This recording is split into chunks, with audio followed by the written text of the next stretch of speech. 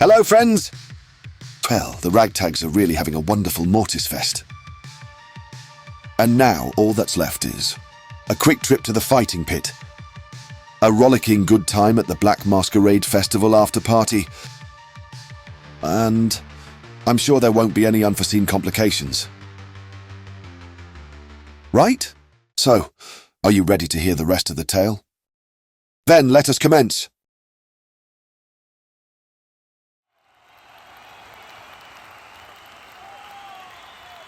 Last time we left the Ragtags, they had just been raised up into the Mortis Fest fighting pit, about to face off against 35 goblins and a goblin boss looking to win gold and glory.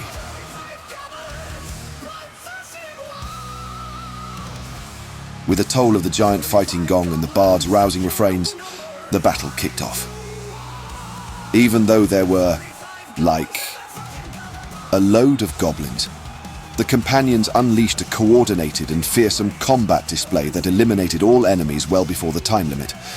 Highlights included Varys, switching on the damage overtime special of Spirit Guardians, and Unia, applying a liberal use of Fireball that annihilated around 20 of the simulated little freaks at once.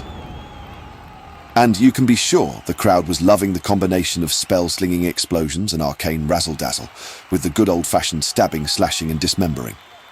They were cheering with abandon, singing along with the bards, throwing fruit, veg, and even some money at the heroes. Nothing like a fighting pit on Mortis Fest Day, eh? The second wave was introduced with more explosive bardic fanfare. This time it was 4 ogres and 2 Ettins who appeared, looking rather formidable. Still, they almost immediately got pummeled by the companions. I must say, the Ragtags were certainly fighting with gusto, working very well as a team, with the hand-to-hand prowess of the disentangled Minko and the arcane archery of Devrina adding to the mix. And once again, they were able to clear the level with time to spare. The crowd was there for it too, with more, well, it's garbage that's being thrown, isn't it? Doesn't matter if the tomato that's being hurled at you is chucked with love or hate. You're still getting hit with a mushy piece of fruit, yeah? Anyway, the final wave bamfed in and were quite intimidating, make no mistake. 2 fire giants appeared and began charging for our heroes.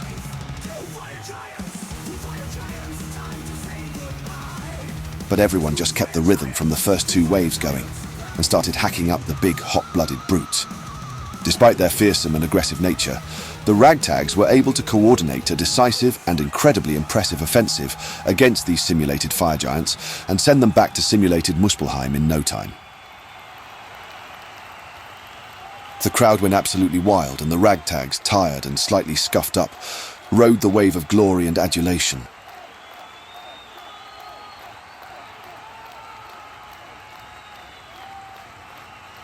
Afterwards, 2 out of 3 remaining teams ended up, well, yeah, they died for a bit. You died! You fucking died! You got decapitated and made your mother cry! You didn't gain glory! You didn't survive! You fucking died, motherfucker! You fucking died! Oh, but they were revivified and everything, so no real harm done. Also, I've heard that dying and coming back on Mortis Fest is actually good luck, so yeah. Good on you! So, with that, the Ragtags split the pot with one other team, and when the fighting pit's closing ceremony was over, they took some time to celebrate their big win along with a stadium full of new fans.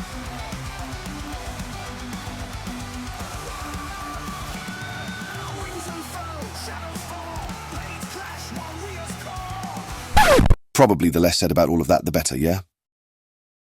On the way to the Black Masquerade festival after-party, the Ragtags witnessed the Harmonium make an arrest. The poor blighter what got gricked was some odd-sod human named Romwell Ven Lear. When the warrant was read aloud, it mentioned something about being wanted for humanoid smuggling and being an associate of some Burke named Kremiak of Cursed or some such. Oh well. Sucks to be old Romwell, I guess, eh? I'm sure that won't come up ever again. On to the party. Even on the lighter edge of dusk, the Black Masquerade was buzzing with a large crowd outside, and a long line hoping to get in the door.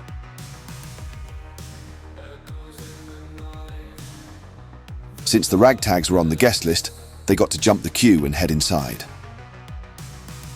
The club was as the Ragtags remembered it, although more so, with its internal decor amped up to a grimly elegant and darkly histrionic level, befitting a cool vampire club's end of Mortis Festival rave.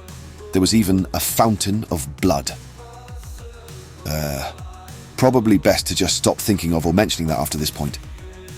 Dark rhythms and beats were coming from somewhere. All thanks to the illusionist, bard Marceline Hespira, the event's sensory curator. Whatever she was doing, the dance floor was full of vampires, lycans, and everyone else. And while this was technically the headquarters of the Bloodline, a syndicate and collective of vampires in Sigil, for tonight it was just a venue for a huge party. For anyone and everyone. You know, with a fountain of blood. Ugh. Okay. I'll stop mentioning that. It's not for everyone. Especially if you're more non-vampiric in inclination. Moving on. At that point, their vampire friend and bloodline contact Titian Van Turn spotted them and, rather disturbingly, raced toward them in greeting. He seemed genuinely happy to see them, and not just in that "I'm happy that dinner has arrived" way that vampires sometimes do. Turns out, he wanted to discuss a bit of business before getting to the party portion of things, so he brought them downstairs to the Whisper Room, a sort of VIP lounge where discussion was easier and much more private. Here, they reunited with Titian's right hand, the Tabaxi vampire, Mr. Tops as well. I guess with Mr. Tops there, it kind of makes it into the Whisker Room too, eh? Sorry, can't blame a blood for being excited to see Mr. Tops again, yeah? Titian had been picked by the Dark Council, the Bloodline's cabal of leaders, to attend something called the Gloom Court, a high-stakes meeting of influential vampire lords in Sigil. The meeting is critical for securing alliances and navigating intrigues that could bolster not only Titian's standing within the Bloodline, but the Bloodline's standing among vampires across the multiverse. The Ragtags came into things because the Gloom Court has a strict policy that forbids vampires from bringing other vampires as bodyguards, allowing only non-vampires in that role. Titian was looking to hire the heroes as trusted protection, knowing that betrayal is a constant threat during the court. With business taken care of, Titian showed everyone around the party, which was now definitely in full swing. The gregarious vampire brought the heroes to the rooftop, where there was a whole other piece of the party, this one an open-air moonlight terrace where, unsurprisingly, members of the Lycan gang, the family, were congregating. Reuniting with the members they had already met before, Sir Anton the Werewolf and Sweet Rose Abbott the Were-Rat Warlock, the Ragtags were also introduced to the alpha of the entire gang, Celine Crowell, a powerful and charismatic werewolf who the vampires at the party seemed to treat with a heightened respect. Celine had been looking forward to meeting the heroes and immediately asked their help with a matter of concern for the Lycans. According to Celine, several pack members had gone missing while carrying out back alley missions for the family in the Hive. There wasn't much in the way of a trail or trace which was saying something when you had the tracking prowess of werewolves and the like on the job. It seemed as though the missing pack members had been abducted and not just simply written into the dead book, so that ruled out rival gangs or packs. Celine was looking to get the Ragtags' help because she felt Lycans were being targeted specifically and the heroes being outsiders would be of a benefit. While intrigued, the Ragtags had to say they would think about it and get back to her when they had returned from Darkon. Heading back inside from the terrace, Titian brought the gang to meet the Dark Council. The council was a collective of some of the oldest and deadliest vampires. Well, anywhere. As expected, they made for an intimidating and fearsome but also magnetic collection of individuals and personalities and presences. In no particular order they were: Rixire Ravenson, a halfling vampire, also known as the Little Gentleman. By reputation and, just general vibe, a murderous and sadistic killer rumoured to feast on prey in large numbers at once, So, best given distance. I mean, halflings do enjoy their meals, don't they? Darkest Isabella, the gloaming queen, a sublimely enigmatic tiefling from Sigil who claims to be a sire of the first, the original progenitor vampire of legend. No one can verify this, and few have challenged the notion and lived. Regardless, Darkest Isabella is irrefutably quite ancient, and definitely not to be trifled with. Baylock Duskrinth, a drow originally from the Rock of Bral, though they spent most of their life travelling through the plains and the far reaches of wild space before settling in Sigil. It's quite possible that being an ancient space vampire doesn't even crack the top 10 most cool and interesting things about Baylock. Armset the Undying, an obviously ancient vampire from the earliest days of Harakia. He was, from a purely aesthetic perspective, the most terrifying member of the council by far, appearing to be a different species of vampire in a way. Then there was the Lady Revna Drakestone, a dwarf from Toril. The elegant and charming lady was so beautiful and charismatic that one hardly noticed the rather large goblet of blood she continuously drained, and had refilled several times while the Ragtags were in her presence. And finally, the imposing and singular figure of Vartath the World Killer, a Goliath vampire who, according to legend, single-handedly turned his homeworld into a graveyard of undead. While several of the council offered the Ragtags work, their favourite proposal by far was from Baylock. The drow vampire needed help deciphering an ancient star chart that, according to legend, could lead to a lost spelljammer ship filled with valuable artifacts that the vampire was willing to split with the heroes. As part of that tantalizing adventure, the Ragtags would be traveling with Baylock on their fully crewed spelljammer vessel, and if it was salvageable, could potentially take ownership of the lost ship themselves, once the loot and any other loose ends were tied up. This would, of course, have to wait until after the Ragtags returned from Darkon because, getting the answer you already know repeated to you from someone else for a question that ultimately doesn't change much of anything is somehow more important than blasting off into wild space on a spelljammer ship with a swashbuckling vampire and their crew searching for lost treasure. Perfectly reasonable. Totally get it. Given that Baylock was a wild space gallivanting gadabout, Regal asked if they, or any of the others on the council, knew anything about a colossal mountain that stretched beyond forever into space, until it broke your mind just looking at it. That is to say, the mountain Regal had witnessed in his dreams or memories of his abduction. Surprisingly, all of the council members seemed to know what he was talking about.